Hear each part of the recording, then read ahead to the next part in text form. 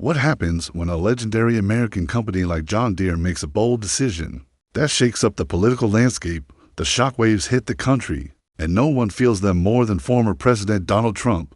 The issue at hand: John Deere's controversial move to shift production from the U.S. to Mexico, a decision that Trump views as a direct betrayal of American workers. The resulting tensions have sparked a political battle with high stakes. Is this about protecting American jobs, or is it just another political showdown spiraling out of control? In mid-2024, John Deere made an announcement that sent ripples through both the corporate world and political arenas. The company revealed plans to relocate the production of certain equipment, such as skid steer loaders and compact track loaders, from its factories in Illinois and Iowa to a new facility in Mexico. This move, part of a broader effort to streamline operations and reduce costs amid a slowdown in the agricultural equipment market, included the difficult decision to lay off over 800 American employees. The transition was scheduled to be completed by 2026. Trump wasted no time in voicing his anger over the decision. The former president, known for his fierce protectionist stance, immediately saw John Deere's shift to Mexico as a betrayal of the American workforce. He framed the decision as not just a corporate misstep, but as a direct threat to domestic manufacturing and the principles that underpinned his America First agenda. In his fiery rhetoric, Trump criticized the move as a betrayal of the very people who had supported the company for generations. Trump's response was swift and intense. At a campaign rally in western Pennsylvania, he delivered a fiery address to his supporters. He promised that if John Deere went through with its plans, he would impose a massive 200% tariff on all products imported from the company into the United States. This high-stakes threat was designed to discourage outsourcing and keep manufacturing jobs on American soil. For Trump, it was an opportunity to call out what he saw as corporate disloyalty and send a clear message about the importance of prioritizing American labor. Trump's rhetoric quickly gained traction on social media. Hashtags like #BoycottDeere and #DeerDisloyal began trending as his supporters rallied behind his stance. The public outcry grew louder, with many echoing his sentiments and demanding that John Deere reconsider its decision. However, not everyone was in agreement. Critics warned that such steep tariffs could ultimately backfire, leading to higher prices for farmers and consumers alike. These voices argued that the complex global economy made it difficult for companies to operate without exploring cost-saving measures, such as outsourcing production to locations with lower labor costs. The controversy soon spiraled into a full-blown political debate, dividing public opinion across the nation. On one hand, Trump supporters hailed his efforts as a strong defense of American jobs, believing that corporations should show loyalty to the American workforce. On the other hand, critics viewed Trump's response as a simplistic take on a complex issue.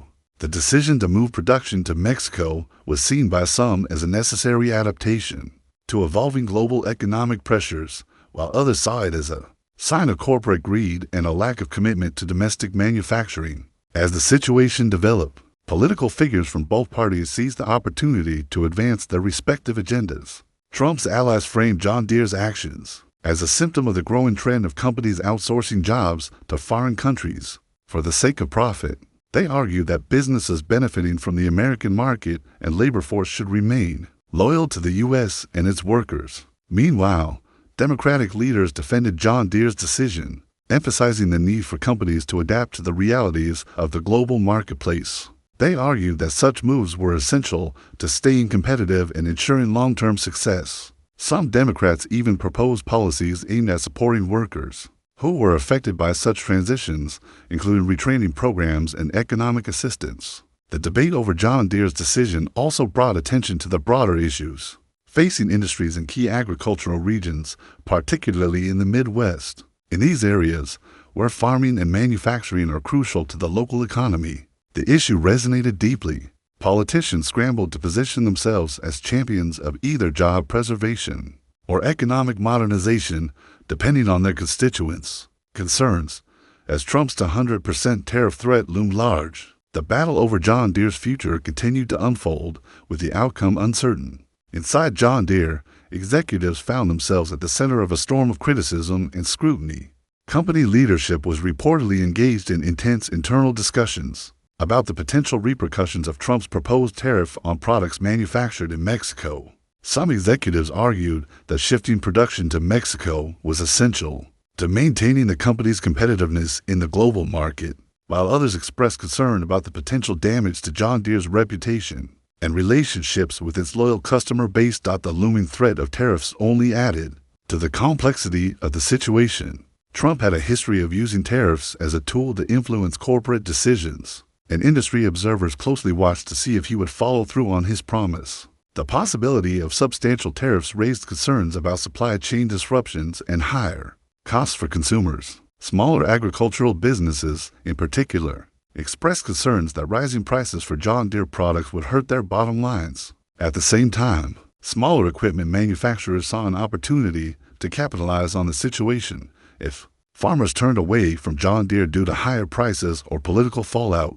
These smaller competitors could potentially gain market share. Industry associations weighed in, calling for a balanced approach that would support domestic manufacturing while ensuring that companies remain competitive in international markets. The broader corporate world was watching John Deere's battle with Trump with keen interest. The outcome of this dispute could have far-reaching implications for other companies considering similar moves. In an increasingly globalized economy, businesses are constantly weighing the benefits of cost reduction against the potential risks of political backlash and tariffs. This tension between global business practices and domestic economic policies is a theme that has played out in various industries for years. But John Deere's decision brought it into sharp focus. The company's evolution into a global powerhouse didn't happen overnight.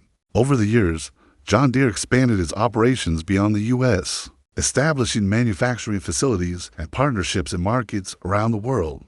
The goal was clear: access emerging markets, reduce production costs, and stay competitive in an interconnected world. However, this global strategy has often put John Deere at odds with the U.S. government's economic policies, which have prioritized bringing manufacturing jobs back to America. Trump's America First agenda was built around the idea of revitalizing U.S. manufacturing by encouraging companies to keep their operations within the country. His administration introduced tax incentives for domestic production and imposed tariffs on import goods to discourage outsourcing. While these policies were intended to protect American workers, they created challenges for companies like John Deere, which had built complex global supply chains designed to optimize efficiency and reduce costs. The tension between economic nationalism and global business realities lies at the heart of this dispute. On one hand, there is a compelling case for supporting domestic industries and protecting American jobs. On the other hand, companies must navigate global markets to stay competitive, which sometimes requires moving production to locations where labor costs are lower or where there are strategic advantages. This balancing act is complicated further by the potential for tariffs and trade barriers, which can disrupt supply chains and increase costs for both businesses and consumers. For American agriculture, the situation is particularly challenging. While tariffs are designed to protect domestic industries, they often lead to retaliatory measures from other countries, which can hurt U.S. agricultural exports. This creates a complex web of interdependencies where actions taken to protect one sector can have unintended consequences for another. For John Deere, the stakes are high, as its decision could set a precedent for how other companies approach the delicate balance between global and domestic operations. In conclusion, John Deere's decision to move production to Mexico has sparked a political firestorm, with Donald Trump leading the charge against the company's outsourcing efforts. The battle is not just about the future of John Deere, but also about the broader issues of American manufacturing, trade policies, and the challenges facing U.S. workers in a globalized economy. Whether this conflict will lead to significant changes in corporate strategy or national economic policies remains to be seen. But one thing is clear: the stakes are high, and the debate is far from over.